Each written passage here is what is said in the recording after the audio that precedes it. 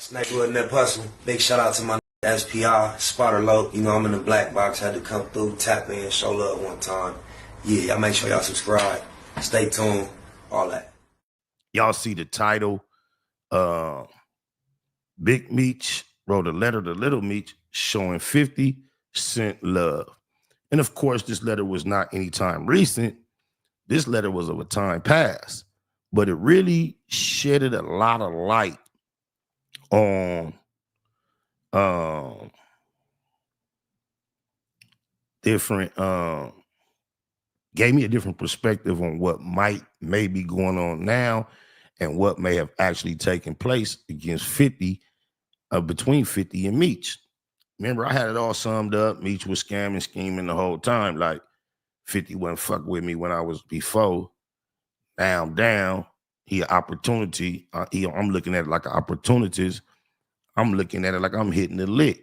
Now when I get out, fuck 50, I'm on my slick shit. That's how I kind of like figured Meech's perspective was. But after reading this letter, I'm not sure.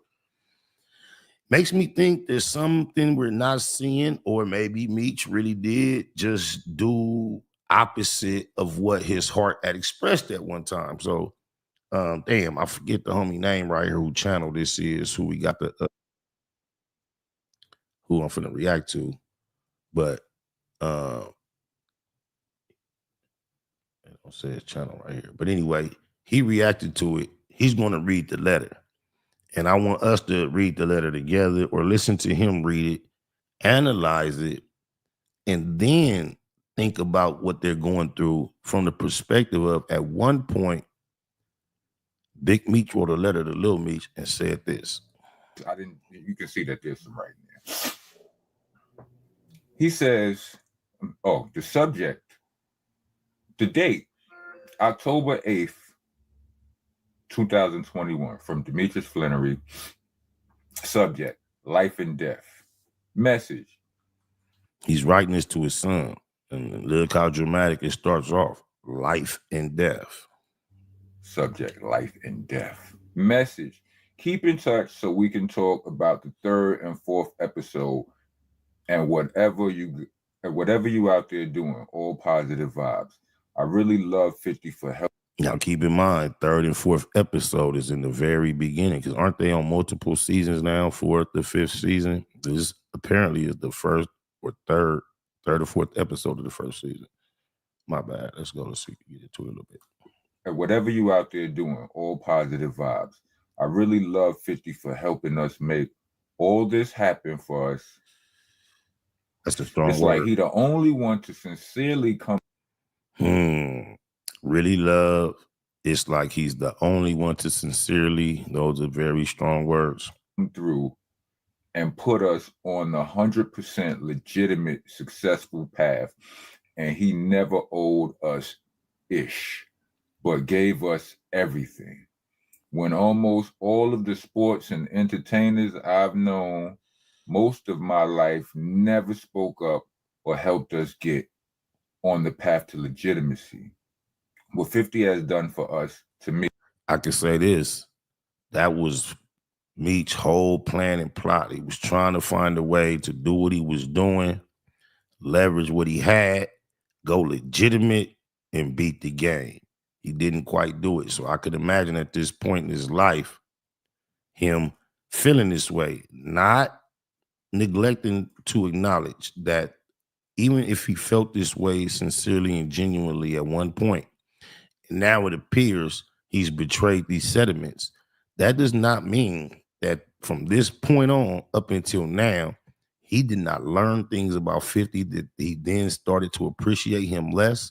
We don't know if the business dealings were revealed to be less than favorable in Meech's regard. We don't know what is taking place since this letter. Let's keep that in mind. But it does seem here at this point, he was down with 50 against everyone. On the path to legitimacy. What 50 has done for us, to me, is priceless. And there's nothing we, meaning you and I, won't do for him. Now, hearing all that, either Meech is just a piece of shit or something has happened since this point that 50 is responsible for that Meech don't appreciate. Ever if needed. I love you, son, with all my heart, and for life and death, your dad, the real Big Meech, BMF, immortal. What's funny is I remember that going public back. Me too. I would have never remembered it had not all this transpired. And then he brought it back up and read it. But once he did do so, it has a ring of familiarity to me. Back a while ago. You know, it wasn't no real reason to remember it because it just seemed like, you know, it seemed like regular thorough-ish. You know what I'm saying? Just standard Facts. Standard real N-word policies. Facts. You know, everybody always thought Meech was solid. So sending that, you know, that wasn't news that he said something that was in line with what was going on. But now, it's looking real different. So, all right. Now, with that message in mind, citizens, do you feel like 50 is out of pocket for expecting loyalty after a message like that? And the message went public, because it ain't like... I'm going to leave the reaction to his thing, and that is Monster Nation. Go tap in with Monster Nation. I appreciate your content, homie. We reacted to it. I'm going to leave the question at that, because I'm going to act as if he just asked me that question. Because like I said, if y'all been rocking with me on the little bit of coverage we've been giving to this subject, I had a certain perspective. I had a specific perspective.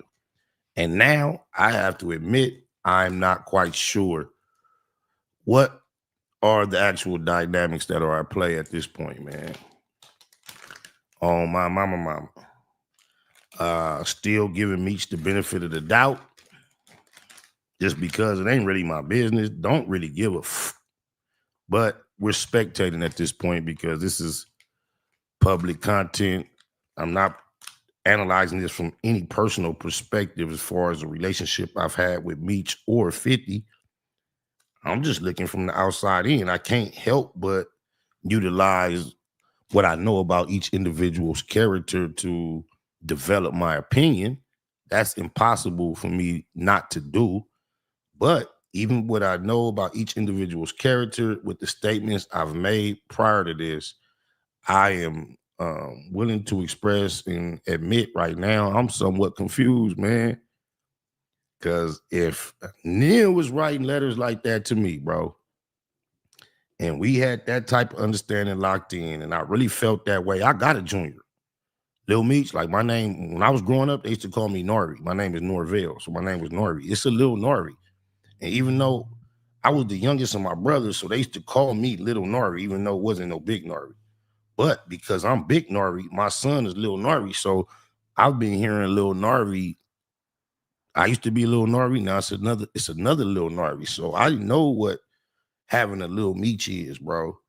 So if I ever was telling Lil Nori what Big Meech was telling Lil Meech about anybody, and the only person I've ever talked to Lil Nori about in that fashion to my son was Puto. Rest in peace. I love you, my nigga. I miss you, cuz. For Death Doe, 3 up top.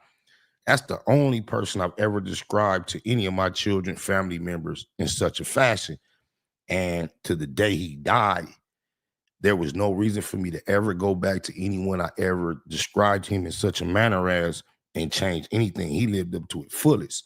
So if by chance Meech wrote that letter, felt that way about 50, and 50 never switched up and did nothing that Meech didn't expect, and it's not something else that took place, and I'm acknowledging the fact that that may have happened, and Meech still will be all right. But if Meech felt that way, talking about ain't nothing, once you say it ain't nothing we won't do, it should be easy not to take a picture with a nigga or two. So if you really meant that and 50 ain't switch up on you and did no bullshit, then I would think I would have to cast my vote as Meech being a bullshit nigga. On my mama. It'd be one thing if he wrote that letter to 50 and was capping him out. But to write that letter to your son and have your son so confused that he's texting 50 trying to express loyalty and say fuck Rick Ross. I don't know. Meech done got himself in the mix, bro. Oh my mama, because maybe because they say the letter went public. Is that one of the only letters that ever went public throughout this process between Meech and his son? And if so, could it possibly still be a play? Could Meech be really got a cold chess game and been plotting and politicking way back then, exposed that letter to give me leverage to make a motherfucker think I'm more appreciative than I am, make them think I'm more vulnerable, rocking to sleep? I'm just saying, a nigga who was able to pull off what Meech and his brother was able to pull off in regarding the whole BMF enterprise is not no slow nigga, bro. So it may sound far-fetched. Shout out Big Scrap, Cliche 93 TV. He had like a conspiracy, a theory about it being a play, the whole get down yesterday. And I couldn't really get into that. However, now I'm kind of suspicious that, I don't know, bro. This shit is just crazy. It's very entertaining at this point. I never watched the series, but the fact that, you know, I know about small stuff that nobody know, like nobody would really know. And a lot of people still don't know because our platform is not that large.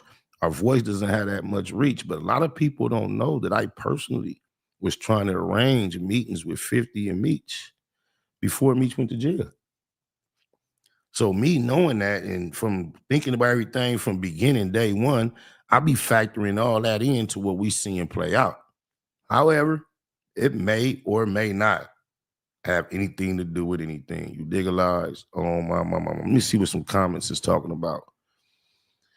Bangum Smurf put his life on the line for 50 and 50 switched up at him, so I don't feel sorry for that nigga. No, it's not about feeling sorry. Hey, yo, facts over feelings in the black box. When we get in the black box, we take our feelings and leave them at the door. We not feeling sorry for nobody. We analyzing this just from perspective of logic, man. You dig a lies. I agree. Meech played right into the bullshit, the fake Rick Ross hands, my opinion. Let me see. So you think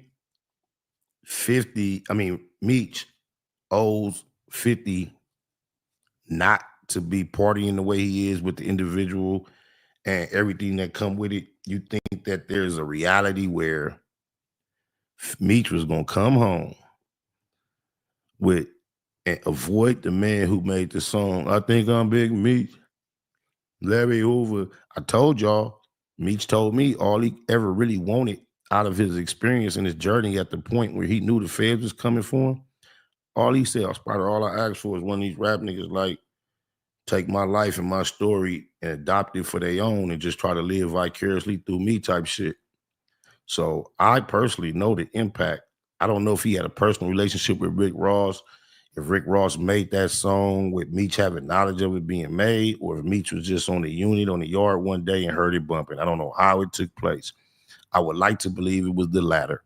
I would love to believe Meech was on the weight pile, had his cup of mud, doing his regular program, listen to the radio station he always listens to, and out of nowhere he heard, I Think I'm Big Beach.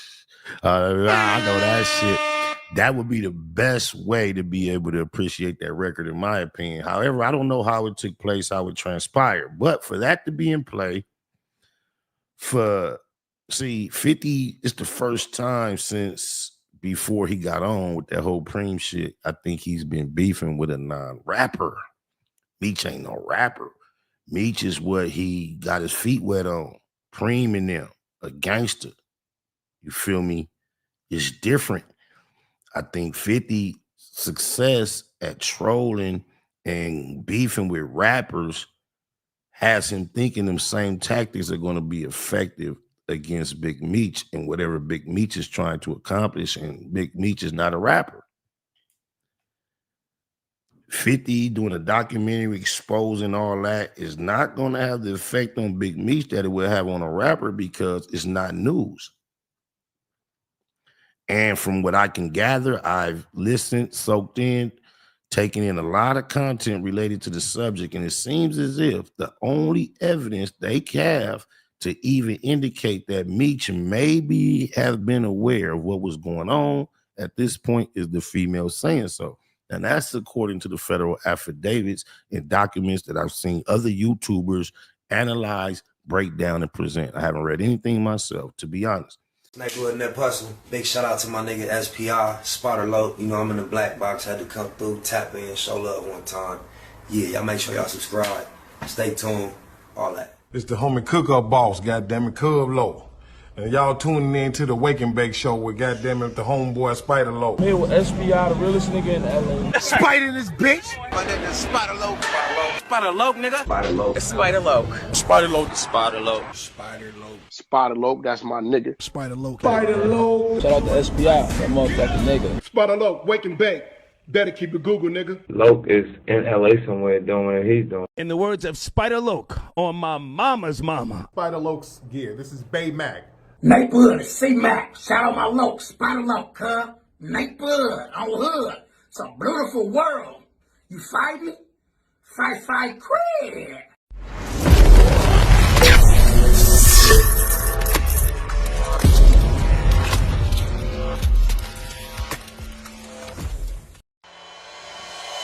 Point blank, through no subliminal dissing. When I listen, I can tell you never been on no mission. Sticking to the script, don't care if I offend you. Neighborhood crib, the marathon I overlook my competition, never seeing them. I done trained my mind that I'm going. You could tell by how I walk, talk, I'm a boss. A east side millionaire, homie, what you thought? My life is a movie. They can't get close to me. They mad cause they can't be. I'm everything that they wanna be, yeah.